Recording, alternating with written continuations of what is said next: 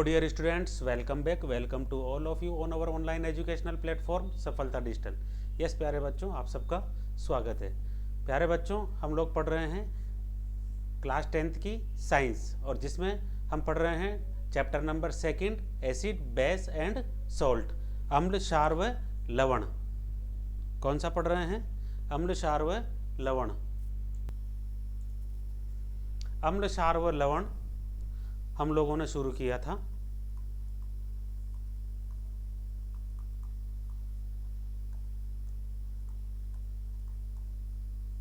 और जिसमें आज हमारा लेक्चर नंबर 2 है। ठीक है, कौन सा है? Lecture number 2। ओके, तो आर यू रेडी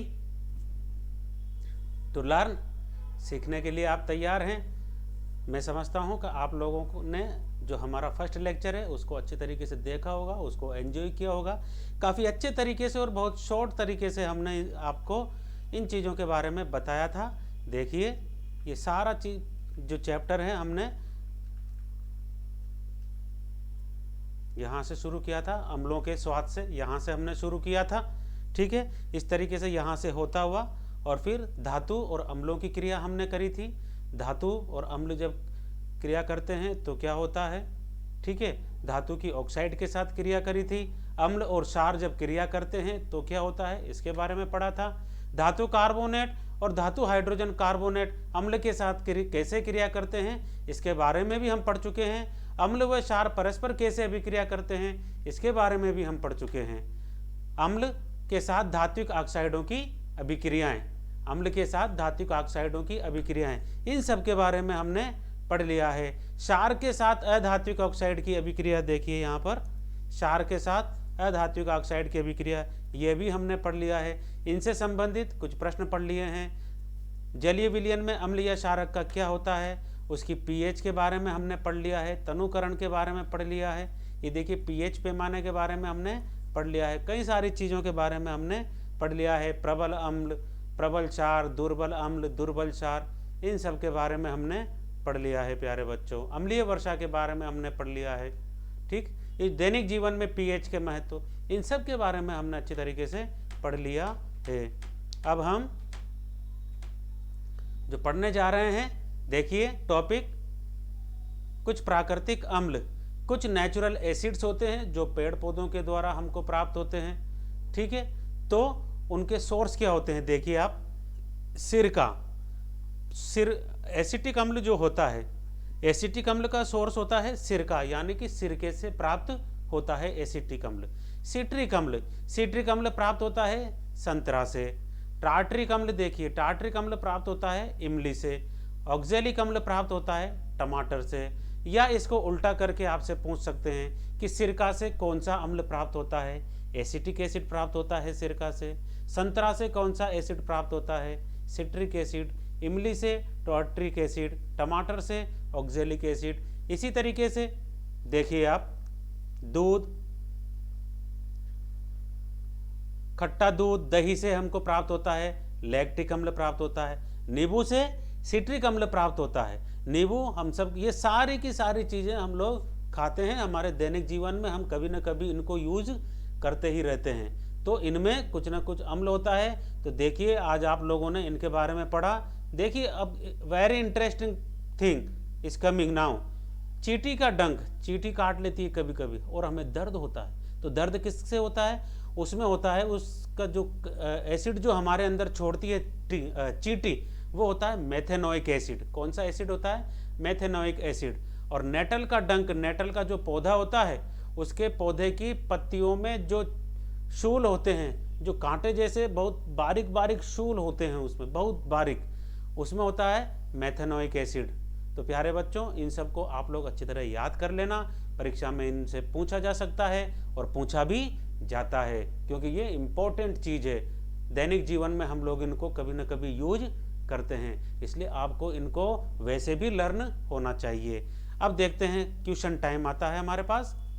देखिए, आपके पास ये सारे के सारे जो क्वेश्चंस हैं, ये हम NCERT की बुक से ले रहे हैं डियर स्टूडेंट्स, इसलिए घबराने की आवश्यकता नहीं है आपको। आप अच्छी तरीके से अपने क्वेश्चंस का जवाब दे सकते हो, आंसर्स का सॉल्यूशन दे सकते हो। पूरे के पूरे एनसीईआरटी के सॉल्यूशन में आपसे सॉल्यूशन आपके सामने आपको करवा रहा हूँ। तो need not to worry about your questions, about your doubts. Okay, we are going to solve every single doubt. हम यहाँ पर हर सिंगल डाउट को सॉल्व करने जा रहे हैं। तो आपको घबराने की ज़रूरत नहीं है, टेंशन लेने की ज़रूरत नहीं है। चलते हैं हम लोग। आपके पास 2 विलियन ए व बी दिए गए हैं। कौन कौन सा विलियन दिया गया है? ए व बी दिया गया है। अब देखिए आप, विलियन ए की पीएच का मान 6 है। ए की पीएच कितनी है? 6। कितना है? 6। एवं विलियन बी की पीएच का मान है 8। कितना है? 8। किस विलियन में हाइड्रोजन आयनों की सांद्रता अधिक होगी? किस विलियन में हाइड्रोजन आयनों की सांद्रता अधिक होगी? तो देखो प्यारे बच्चों, हमने पीएच स्केल बनाया था। पीएच स्केल देखिए ऐसे बनाया था हमने। तो यहाँ पर होता है 7, यहाँ होता है 0 और यहाँ होता है 14। इधर जाते हैं तो यहाँ जाता है 6, 5, इस तरीके से यहाँ आ जाता है। इधर आ जाता है 8, 9 और ऐसे बढ़ते बढ़ते यहाँ पर 14 तक आ जाता है। 7 से इधर आते हैं तो अम्लीयता बढ़ती है, यानी कि H+ आयन जो होते हैं इधर जब आते हैं, देखिए आप, जब इधर आते हैं तो H+ आयनों की मात्रा बढ़ती है। और इधर जब जाते हैं तो क्या होता है? H+ आयनों की मात्रा घटती है। याद रखना है प्यारे बच्चों। 7 से 8 की तरफ जाते हैं, 8, 9, 10, 11, 12, 13, 14। तो जैसे जैसे 7 से हम 8, 9, 10 की तरफ बढ़ेंगे, 14 की तरफ बढ़ेंगे, वैसे वैसे H+ आयनों की संख्या कम होती जाती है। और 7 से हम बढ़ेंगे कहाँ? 6, 5, 4, 3, 2, 1 इनकी तरफ बढ़ते हैं तो H+ आयनों की मात्रा बढ़ती जाती है। तो देखिए यहाँ पर हमारा सॉल्यूशन आंसर आया है। इनमें पूछा गया कौन अम्लीय है और कौन क्षारीय है, यानी कि 6 वाला तो क्या हो, यहाँ 7 तो क्या हो जाता है? यहाँ 7 आ जाता है। 7 होता है न्यूट्रल, यानी कि उदासीन होता है। तो 6 वाला एसिडिक होगा और 8 वाला बेसिक होगा, यानी कि 6 क्या है? अम्लीय है। 6 क्या है? अम्लीय। और 8 क्या होगा? क्षारीय होगा। ये हमारा सॉल्यूशन हो गया। देखिए सेकंड नंबर का, H+ आयन की सांद्रता का विलयन की प्रकृति पर क्या प्रभाव पड़ता है? H+ आयन की सांद्रता का विलयन की प्रकृति पर क्या प्रभाव पड़ता है? तो देखो मैं यहाँ आंसर लिख रहा हूँ 2 का। H+ आयनों की सांद्रता बढ़ने से क्या होगा? अभी हमने पढ़ा है फर्स्ट क्वेश्चन में, विलयन की अम्लता बढ़ती है। क्या होता है? विलयन की अम्लता बढ़ती है। नंबर 3, क्या क्षारीय विलयन में H+ आयन होते हैं? अगर हाँ तो ये क्षारीय क्यों नहीं होते हैं? तो इसका आंसर ये है प्यारे बच्चों, क्षारीय विलयन में H+ आयन हो सकते हैं, ठीक है, लेकिन अगर हाँ तो ये क्षारीय क्यों नहीं होते हैं? लेकिन यदि ये उपस्थित हैं तो इतनी कम मात्रा में उपस्थित हैं कि ये क्षारीयता अम्लीयता के गुण को प्रकट नहीं कर पाते हैं। बहुत कम मात्रा में उपस्थित होते हैं। ये बहुत कम मात्रा में हाइड्रोजन आयन उपस्थित होंगे, H+ आयन उपस्थित होंगे, तो क्या होगा? यह अम्लीयता के गुण को प्रदर्शित नहीं कर पाएंगे। ठीक। 4th क्वेश्चन, कोई किसान खेत की मृदा की किस परिस्थिति में बुझा हुआ चूना डालता है? ठीक है, या चौक या कार्बोनेट का उपयोग करता है? किस परिस्थिति में? जब बुझा हुआ चूना, ठीक है, इसका सूत्र क्या है? CaOH का होल 2, बुझा हुआ चूना का सूत्र है स्टूडेंट्स। ये क्या है? ये CaOH का होल 2, बुझा हुआ चूना, और यह होता है क्षार। क्या होता है? यह क्षार होता है। और क्षार कब डालते हैं? जब अम्ल की मात्रा ज़्यादा हो जाती है, यानी कि मृदा में अम्ल की मात्रा बढ़ जाती है, अर्थात अम्लता बढ़ जाती है, तो यह चूने का पानी, बुझा हुआ चूने का पानी डाला, ऑक्साइड डाला, बुझा हुआ चूने का जो चूना होता है वो डाला जाता है, जिसका केमिकल नेम होता है कैल्शियम हाइड्रोक्साइड। क्या होता है इसका? कैल्शियम हाइड्रोक्साइड, ये नाम होता है इसका। यह होता है भुजा चूना। और CaO यह होता है बिना भुजा चूना।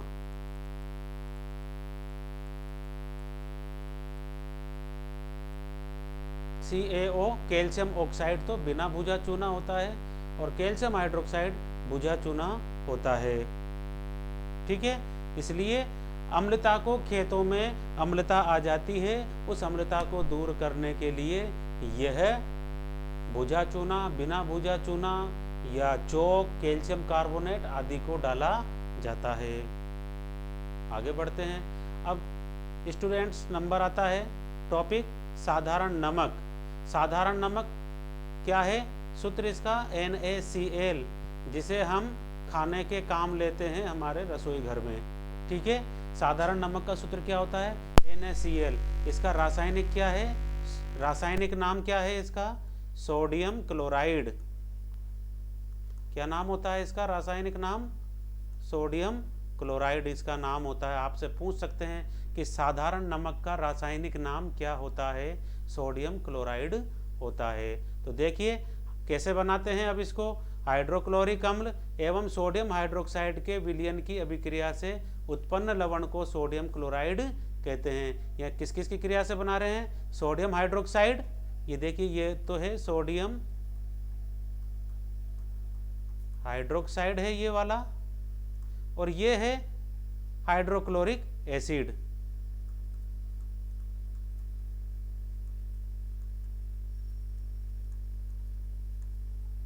तो देखिए क्या बन गया यहाँ पर? ये बन गया सोडियम क्लोराइड प्लस जल, ये बन गया आपका सोडियम क्लोराइड यानी कि नमक। ठीक, समुद्री जल में कई प्रकार के लवण घुले हुए होते हैं। सबसे अधिक मात्रा में जो नमक पाया जाता है यह पाया जाता है समुद्रों में। तो समुद्र में कई प्रकार के लवण घुले होते हैं। इन लवणों से सोडियम क्लोराइड को पृथक किया जाता है। सोडियम क्लोराइड भी एक प्रकार का लवण ही होता है।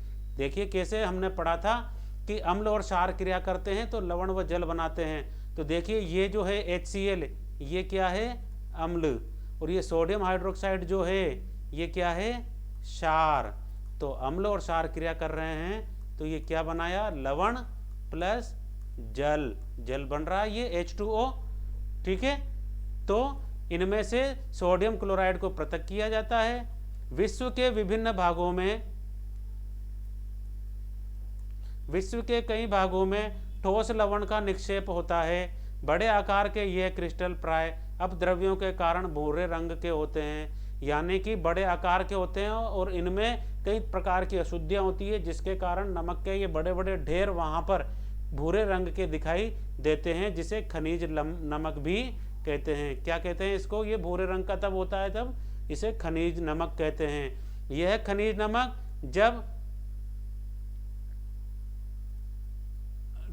जब युगों के व्यतीत होने के साथ साथ समुद्र का कोई हिस्सा सूख गया, खनिज नमक का खनन भी कोयले की तरह होता है। ठीक है, खनिज नमक क्या हुआ? धीरे धीरे समुद्र का कितना ही हिस्सा सूख गया और धीरे धीरे वो बाहर आया और उसे खोद कर निकाल लिया, इसे खनिज नमक कहते हैं। और इसका जो खनन किया जाता है, खोदा जाता है, वह कोयले की तरह किया जाता है। जैसे कोयले की बड़ी बड़ी खदानें होती है, वहां से कोयला मालगाड़ियों से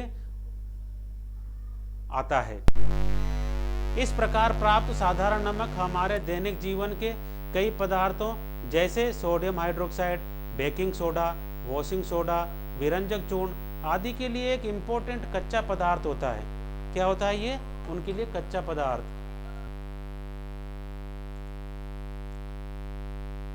तो प्यारे बच्चों, इस तरीके से सोडियम क्लोराइड का उपयोग अन्य कई उपयोगी पदार्थों को बनाने में किया जाता है। साधारण नमक का उपयोग अन्य कई सारे उपयोगी पदार्थ हैं जिनको बनाने में किया जाता है, जैसे सोडियम हाइड्रोक्साइड बनाने में, बेकिंग सोडा बनाने में, वॉशिंग सोडा बनाने में, विरंजक चूर्ण, इनको बनाने में किया जाता है। अब हम पढ़ेंगे कि कैसे बनाया जाता है। सोडियम हाइड्रोक्साइड नमक से कैसे बनाया जाता है।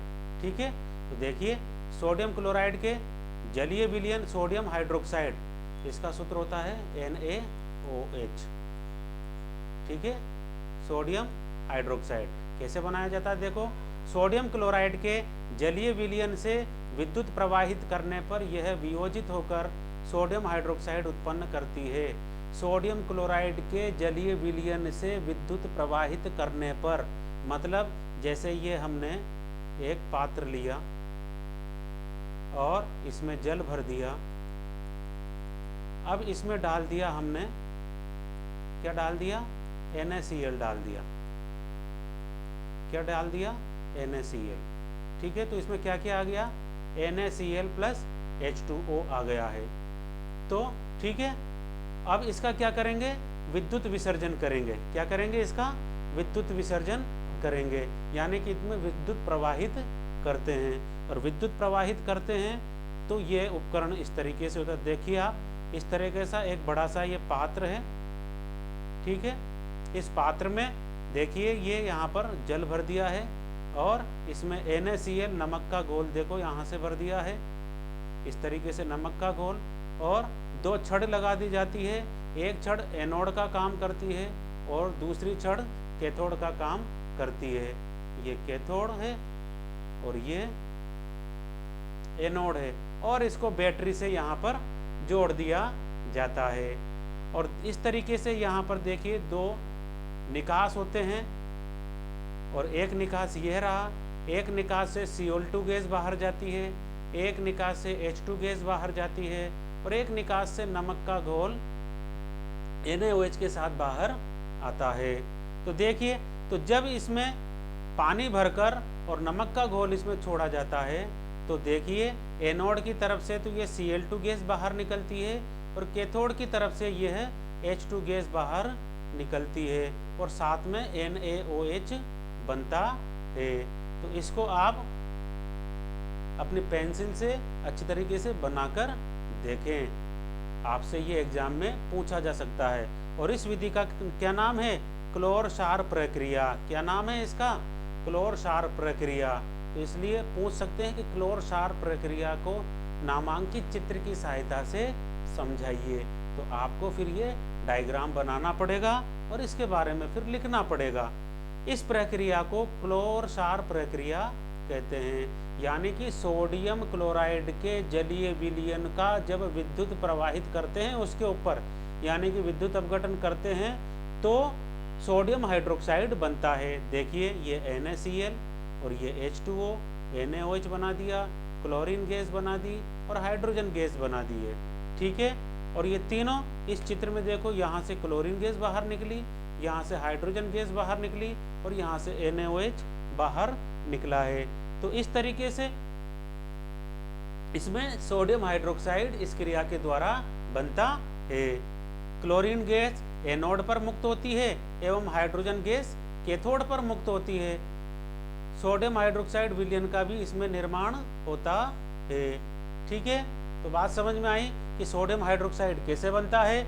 तो सोडियम हाइड्रोक्साइड कैसे बनता है प्यारे बच्चों, सोडियम क्लोराइड के जलीय विलयन में जब विद्युत अपघटन कराया जाता है, यानी कि उसमें विद्युत प्रवाहित की जाती है, तो उसमें वियोजन की क्रिया होती है, अपघटन की क्रिया होती है, जिसके कारण सोडियम हाइड्रोक्साइड बनता है। साथ में हाइड्रोजन गैस भी निकलती है और क्लोरीन गैस भी निकलती है। हाइड्रोजन गैस एनोड के पास से निकलती है, क्लोरीन गैस एनोड के पास से निकलती है और हाइड्रोजन गैस कैथोड के पास से निकलती है। और इस क्रिया को क्या कहते हैं, क्लोर-क्षार अभिक्रिया कहते हैं। कौन सी अभिक्रिया, क्लोर-क्षार अभिक्रिया कहते हैं। ठीक है, आगे बढ़ते हैं। अब आता है विरंजक चूर्ण। क्या, विरंजक चूर्ण, जिसका सूत्र होता है CaOCl2। क्या होता है, CaOCl2, विरंजक चूर्ण का फॉर्मूला। देखिए, शुष्क बुझा हुआ चूना CaOH का होल 2 पर क्लोरीन की क्रिया कराई जाती है तो विरंजक चूर्ण का निर्माण होता है। यानी कि बुझा हुआ चूने पर जब क्लोरीन गैस प्रवाहित की जाती है, ये बुझा चूना जिसे हम कहते हैं, ये बुझा चूना जिसका नाम क्या है, कैल्शियम हाइड्रोक्साइड,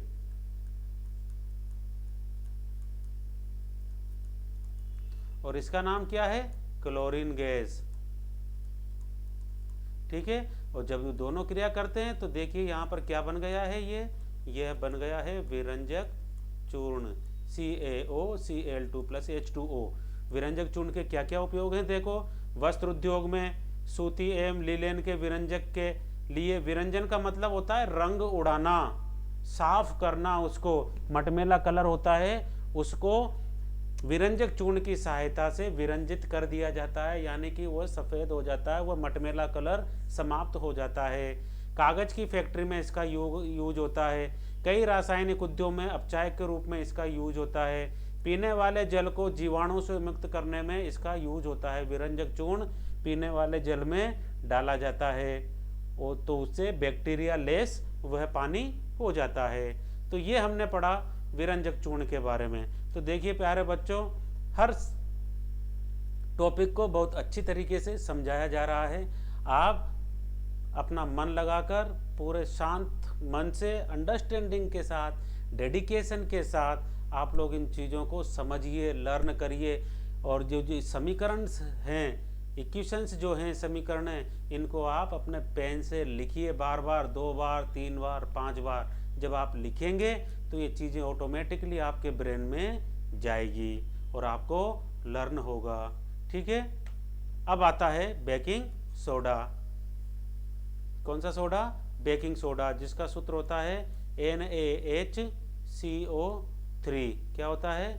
NaHCO3, जिसे हम क्या नाम कहते हैं? इसको हम कहते हैं सोडियम हाइड्रोजन क्लोराइड कार्बोनेट, जिसे हम सोडियम हाइड्रोजन कार्बोनेट भी कहते हैं। क्या कहते हैं? सोडियम, ये देखिए सोडियम, ये सोडियम है, ये हाइड्रोजन है और ये कार्बोनेट है। ठीक है, बेकिंग सोडा का फॉर्मूला पता लगा, NaHCO3। देखिए कैसे बनाया जाता है। सोडियम क्लोराइड की क्रिया जब अमोनिया की उपस्थिति में जल व कार्बन डाइऑक्साइड से कराई जाती है। किससे? जल व कार्बन डाइऑक्साइड, तो बेकिंग सोडा प्राप्त होता है। तो देखिए सोडियम क्लोराइड है, यह जल है, यह CO2 है और यह अमोनिया है। इन चारों की जब क्रिया कराई जाती है, या यूं ऐसे लिख सकते हैं हम, देखिए यहाँ हमने जल व कार्बन डाइऑक्साइड लिखा है ना, तो जल व सोडियम क्लोराइड, यानी कि सोडियम क्लोराइड का विलयन, यह भी लिख सकते हैं। इसको कैसे लिख सकते हैं? देखिए सोडियम क्लोराइड के विलयन पर जब अमोनिया की उपस्थिति में CO2 गैस प्रवाहित की जाती है,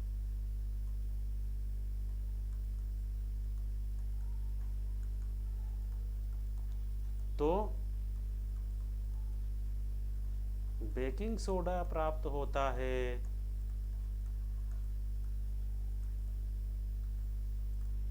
ठीक है प्यारे बच्चों, सोडियम क्लोराइड के विलयन पर, विलयन का मतलब हो गया क्या? कि इसमें जल मिला हुआ है। तो देखिए ये बन गया है NaCl, H2O, CO2, अमोनिया, ये अमोनियम क्लोराइड बनता है साथ में, और ये है आपका बेकिंग सोडा, जिसे सोडियम हाइड्रोजन कार्बोनेट भी कहते हैं। ठीक, ये है आपका बेकिंग सोडा। इसका उपयोग क्या है?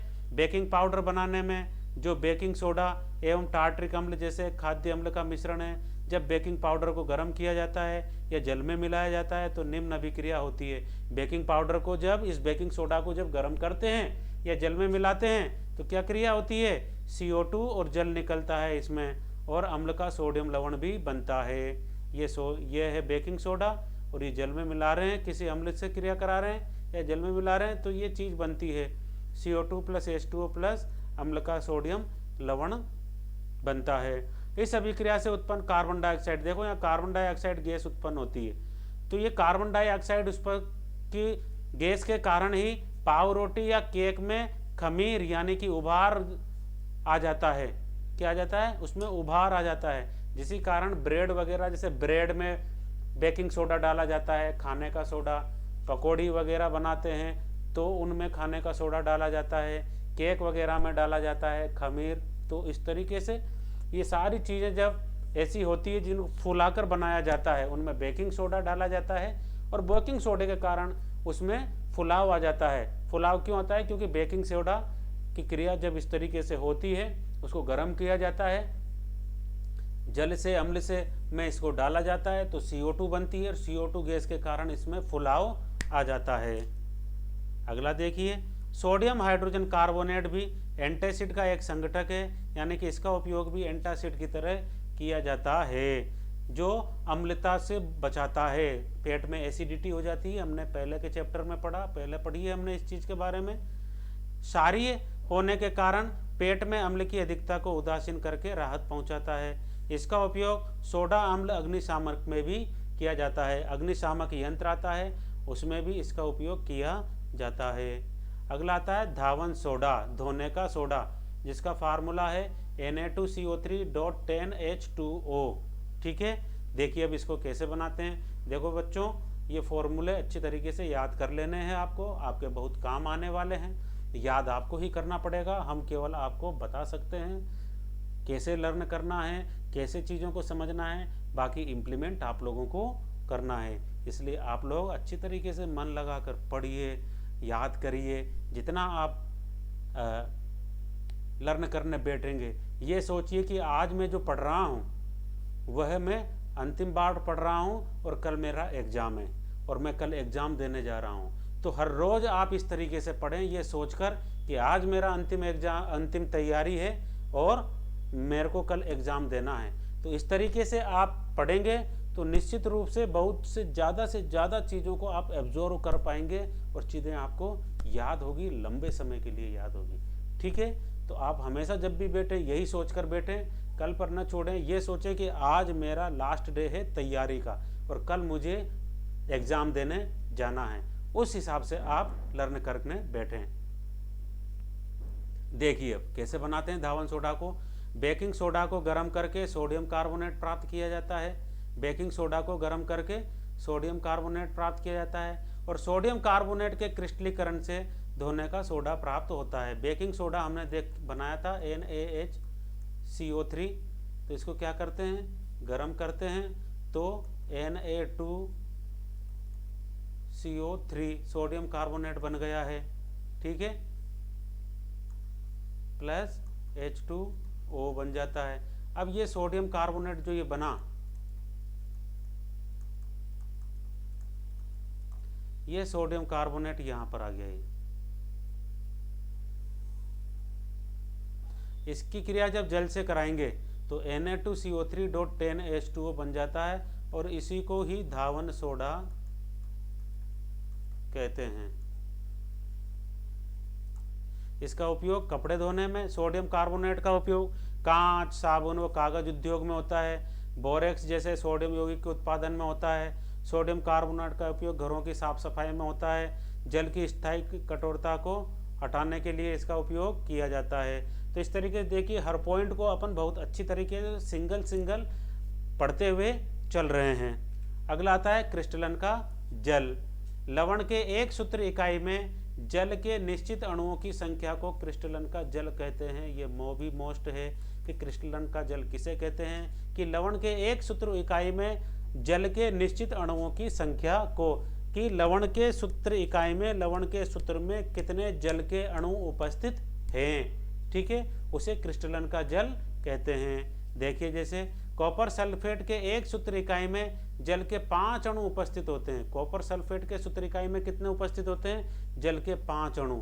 और जलीय कॉपर, इसका सूत्र क्या है, CuSO4, यानी कि ये कॉपर सल्फेट और ये 5H2O, डॉट करके 5H2O लगा रखा है। तो जब भी डॉट करके इस तरीके से H2O लगेगा तो इसका मतलब है यह जल जो है, यह जल की मात्रा इसमें क्रिस्टलन के रूप में है, क्रिस्टलीय रूप में है। ठीक है, जिप्सम एक अन्य लवण है जिसमें क्रिस्टलन का जल होता है। इसमें क्रिस्टलन के जल के 2 अणु होते हैं, जिसका रासायनिक सूत्र CaSO4.2H2O, यानी कि इसमें जल के कितने अणु हैं, 2 अणु हैं इसमें। ठीक है, अब आता है प्लास्टर ऑफ पेरिस। तो प्यारे बच्चों क्रिस्टलन के जल के बारे में समझ गए होंगे कि पॉइंट लगकर, यहाँ पॉइंट है देखिए, ये पॉइंट लगकर जो भी पीछे संख्या आती है ये क्या है, क्रिस्टलन का जल है।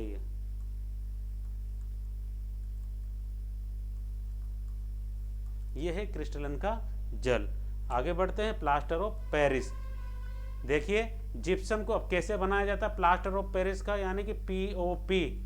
आपने पीओपी का नाम कई बार सुना होगा, घरों में पुताई करने के काम आता है, घरों में सीलिंग वगैरह करने में, कई सारी अच्छी अच्छी चीज़ें, खिलौने बनाने में और सजावटी चीज़ों के बनाने में इसको उपयोग करते हैं। लेकिन बनाते कहते हैं, अब हम ये पढ़ेंगे। जिप्सम को 373 केल्विन ताप पर गर्म करने पर यह जल के अणुओं को त्याग कर कैल्शियम सल्फेट अर्धहाइड्रेट या हेमीहाइड्रेट क्या बनाता है, CaSO4.12H2O। ये है अर्धहाइड्रेट। ये क्या है, हाफ H2O का मतलब क्या होता है, अर्धहाइड्रेट।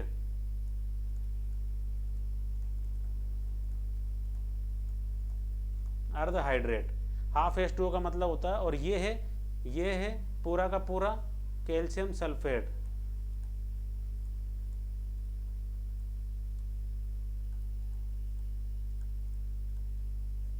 ये है कैल्शियम सल्फेट, ये है अर्धहाइड्रेट। ठीक है, देखिए अब आप फॉर्मूला इसे कैसे बनाते हैं। CaSO4.12H2O plus half H2O equal to CaSO4.2H2O। और यही क्रिया जब रिवर्सिबल हो जाती है, उल्टा करके बना रहे हैं हम यहाँ पर CaSO4.2H2O इजिकल टू, ये है जिप्सम। हमने इसको गर्म किया, कितना, 373 केल्विन ताप पर गर्म किया इसको, तो क्या बन जाता है, CaSO4.12H2O प्लस 1/2 H2O, डेढ़ है यहाँ पर ये। ठीक है ना, तो देखिए इस तरीके से ये है POP। ठीक है, क्या है ये अर्धहाइड्रेट ही क्या कहलाता है, POP कहलाता है। इसका उपयोग किस किस में होता है, प्लास्टर ऑफ पेरिस एक सफ़ेद चूर्ण होता है, आप अच्छी तरह से जानते हैं इसके बारे में। ये जल में मिलाने पर पुनः जिप्सम बनकर कठोर हो जाता है और ठोस पदार्थ प्रदान करता है। यदि वापस इसको यदि जल में मिला देंगे तो ये कठोर हो जाएगा, जिप्सम बनकर कठोर हो जाता है ये। इसका उपयोग क्या करने में किया जाता है, इसका उपयोग खिलौना बनाने, सजावट का सामान बनाने और सतह को चिकना, घरों में पुट्टी करते हैं आप लोग, वॉल को पुट्टी करते हैं, तो वॉल पर पुट्टी करने से, POP करने से वॉल चिकनी हो जाती है। ठीक है, देखिए आप ये प्लास्टर चढ़ाने में इसका उपयोग हो रहा है, ये देखो घर की सजावट करने में और इस तरीके से खिलौने, मूर्तियाँ वगैरह बनाने में इसका उपयोग किया जाता है। तो प्यारे बच्चों हमारा चैप्टर यहाँ समाप्त हो चुका है लगभग। अब हम यहाँ पर लास्ट प्रश्न आता है, देखिए CaOCl2 यौगिक का प्रचलित नाम क्या है। इसका नाम क्या है बताओ आप, बैक। इसका नाम है CaOCO2 का विरंजक चूर्ण।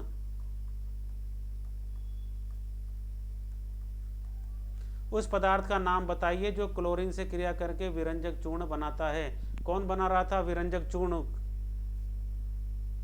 विरंजक चूर्ण कौन बना रहा था, पदार्थ का नाम बताए जो क्लोरीन से क्रिया कर रहा था, सोडियम हाइड्रोक्साइड। यहाँ पढ़ा है देखो हमने, विरंजक चूर्ण वाला निकालेंगे, विरंजक चूर्ण। कैल्शियम हाइड्रोक्साइड क्या बना रहा था, कैल्शियम हाइड्रोक्साइड, CaOH का होल 2। ठीक है, कैल्शियम हाइड्रोक्साइड विरंजक चूर्ण बनाता है क्लोरीन से क्रिया करके। कठोर जल को मृदु करने के लिए किस सोडियम यौगिक का उपयोग किया जाता है, कठोर जल को मृदु करने के लिए किस सोडियम यौगिक का उपयोग किया जाता है।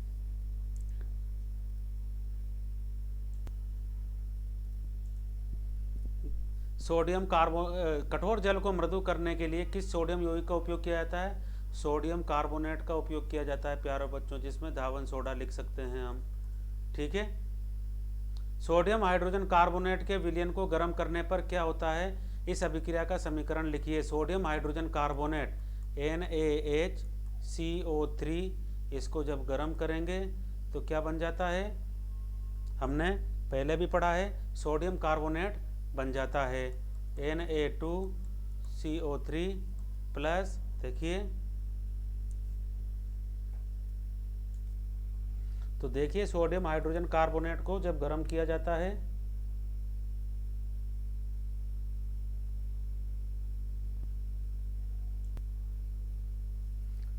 सोडियम हाइड्रोजन कार्बोनेट को जब गर्म किया जाता है NaHCO3 जब गर्म करते हैं तो कार्बन डाइऑक्साइड बनता है, जल बनता है और अम्ल का सोडियम लवण बनता है, अम्ल का सोडियम लवण बनता है।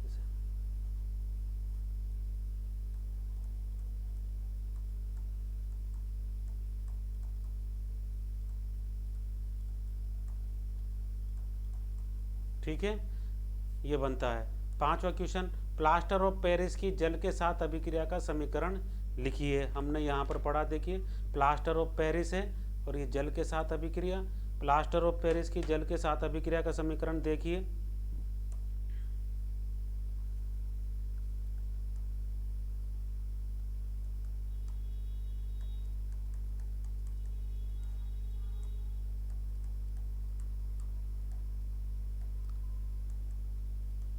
प्लास्टर ऑफ पेरिस और ये जल, ये दोनों क्रिया करके क्या बना लेते हैं, जिप्सम बना लेते हैं।